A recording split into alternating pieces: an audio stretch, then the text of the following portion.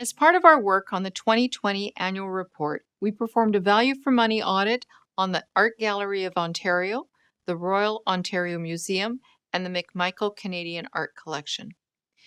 Museums and galleries play an important role in society by collecting and preserving objects and artworks of cultural and historical importance. These works can then be exhibited to the public for the purposes of education, research, and enjoyment.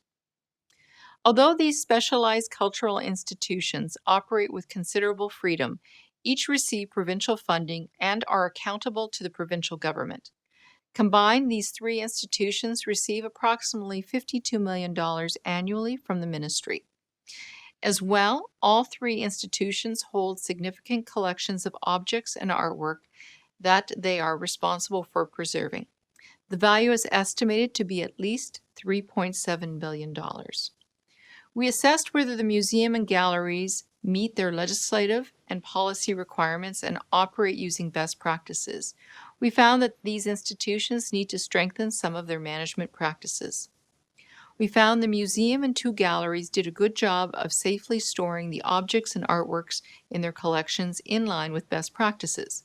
However, they did not have certain procedures in place, such as inventory checks, to protect their collections from loss or theft.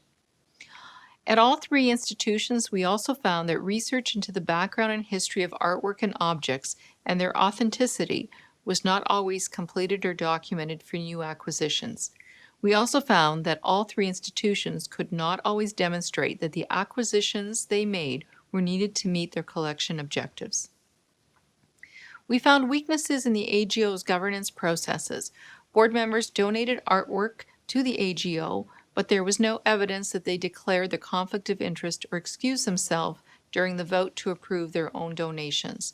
We also found that the AGO's board members often serve lengthy terms that are not in line with best practices. Management at the museum and the two galleries indicated that it is important to have successful exhibitions in order to draw attention and attendance to their institutions. However, they did not have an effective process to select exhibitions that were most likely to be successful, and they did not assess the cost-effectiveness of their exhibitions.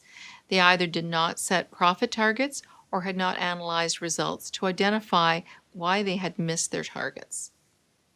We also found that reporting on performance indicators to the ministry did not sufficiently address the full range of these institutions' activities to provide the ministry with the information it needed for effective oversight. Our report includes 58 recommendations consisting of 123 actions.